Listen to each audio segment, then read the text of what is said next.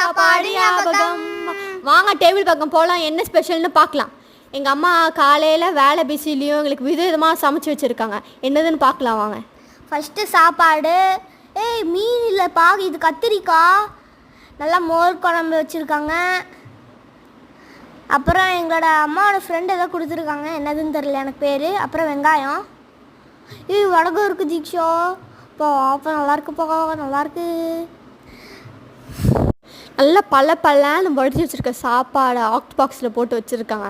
அது 2 கரண்டி நல்லா சுட சுட சுட சுட எடுத்து போட்டு அது நல்லா விரவி விட்டு அப்படியே பக்கத்தில் இருக்க ஹாட் பாக்ஸை திறந்து பார்த்தா மணக்கம் மோர் குழம்பு. அது அப்படியே 2 கரண்டி மட்டும் ஊற்றுனா எங்கள் அக்காவுக்கு பத்துமா? பார்த்தாது. இன்னும் 2 கரண்டி எடுத்து போட்டு அப்படியே பக்கத்தில் இருந்து பார்த்தா மீன் ஃப்ரை மாதிரி இருக்கிறது தான் இது பிரிஞ்சால் ஃப்ரை. கத்திரிக்காய் ஃப்ரையை கொஞ்சம் போட்ட பத்துமா, நல்லா அள்ளி போட்டு. அப்புறம் வேறு என்ன டப்பாவில் இருக்குது? இதோட ஆந்திரா ஸ்பெஷல் எங்கள் அம்மாவோட ஃப்ரெண்டு கொடுத்துட்டாங்க. இது மோர் குழம்புக்கெல்லாம் ரொம்ப நல்லாயிருக்கும்.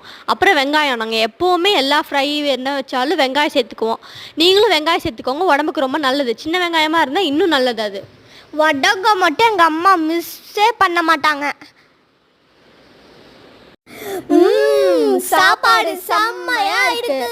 சம்மரில் வாரத்துக்கு ஒரு வாட்டி இந்த மாதிரி மோர் குழம்பு எடுத்துக்கிட்டிங்கன்னா உடம்புக்கு ரொம்ப குளிர்ச்சிங்க. அது போக இந்த மாதிரி காரம் கம்மியாக இருக்க சாப்பாட்டில் எது மாதிரி ஸ்பைஸியாக ஃப்ரை அந்த மாதிரி எதனா எடுத்துக்கிட்டிங்கன்னா அதோட காம்பினேஷன் செம்மையாக இருக்கும். அப்பளம் வந்து உங்கள்கிட்ட வந்து வீட்டில் குழந்தைங்க காரமான குழம்பு ஏதாவது இருந்துச்சுன்னா சாப்பிட்லையா, அப்பளம் மட்டும் கொடுங்க, எல்லாத்தையும் சாப்பிட்ருவாங்க. அப்படியும் சாப்பிட்லண்ணா பின்னாடி டிக்கில் 2 அடியை போடுங்க, சாப்பிட்ருவாங்க. உங்களுக்கு எங்களோட லஞ்சு பார்த்தா எச்சி வருதில்ல, இந்தாங்க உங்களுக்கு ஒரு வாய் சாப்பிட்டுக்கோங்க.